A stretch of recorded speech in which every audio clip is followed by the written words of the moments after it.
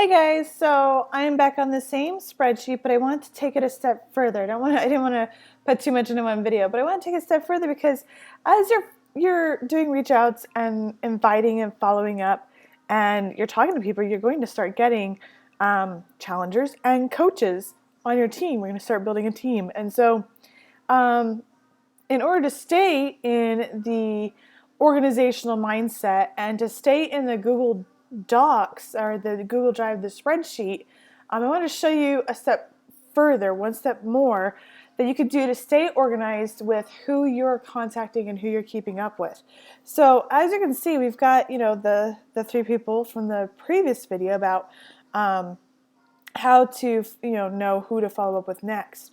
What I wanted to do is come down here to where you see the sheet 1, and I'm going to label it conversations. So that way then you can know that this is ongoing conversations you have with your reach outs, invites, and follow-ups.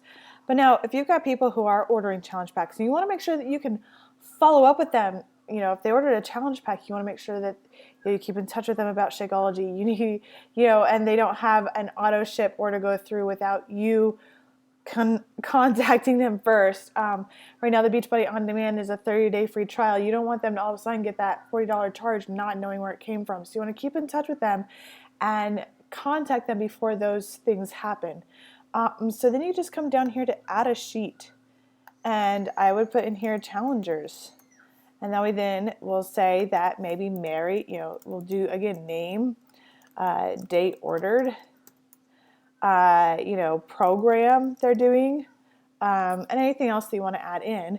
And we'll say Mary ordered, and she ordered on the 28th and 21-day fix. And that way then you can keep track of, and maybe I would also put a start date for when she actually started the program, because there's a difference between date ordered and when she, day one. So you can keep track and say, hey, today's halfway through, the week. How are you doing? Or, there's plyo, cardio or a 21-day plyo extreme if she ordered that. And oh my gosh, that workout is stressful. Or the, dirty 30 or, so you can keep track of where they are. So that way then you can provide the best customer service. So anyway, what day is she actually starting? Did she actually start, on the 28th? So that way then okay, well, she started without Shakeology. So you got to know that the next week, you're going to follow up with her and see if she has gotten her Shakeology yet. So you could put a date and then any notes. And here I would put like her why. After I've had a conversation, you put in there her why. So that way then if you see that she starts to disappear from the group, you can say, hey, I've got this in my notes. This is what we talked about, and this was important. And so I wanted to find out how you're doing on that.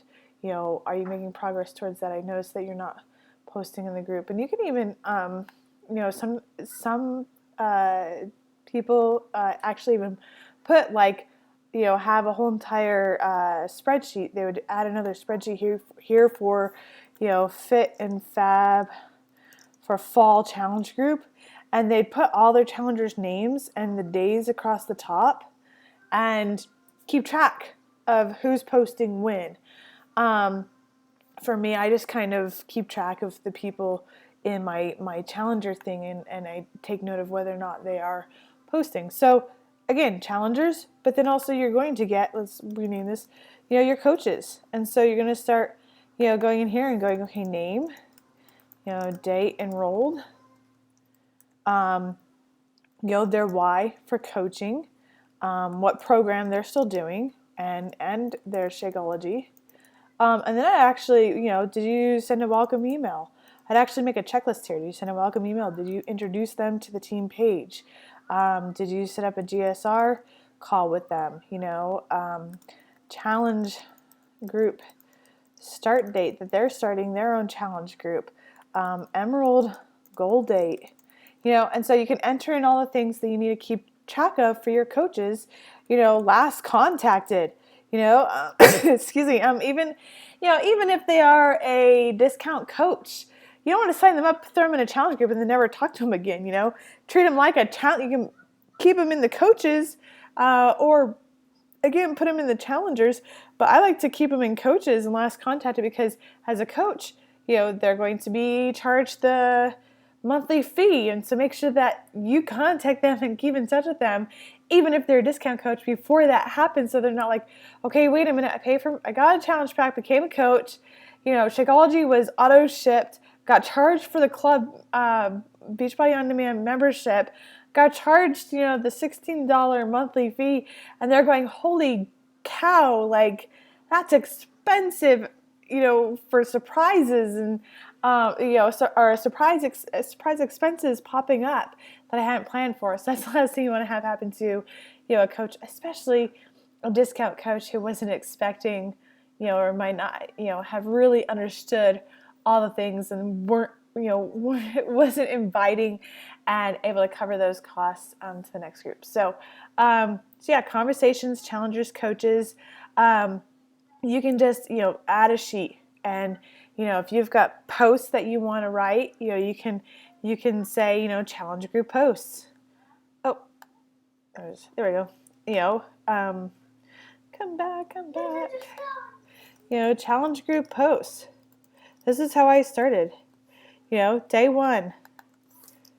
And I wrote about how, fear of failure is usually the first one that I talk about, and then I, would write the post right there. And so that's how I started organizing my posts. If I got a lot of questions that, this is where I would write down questions that challengers asked, and the ones that I got the most questions on, I either did some research or I would make sure I wrote a post about that. So this is how I use the Google Drive to keep my business organized. Again, I have started to use other programs just simply because they have little pings and dings for calendar alerts that work for me better. But this is like the most simplistic, easiest, new coach learning to get started and learning how to take all of the tracking and all of the things that you've been doing on paper online.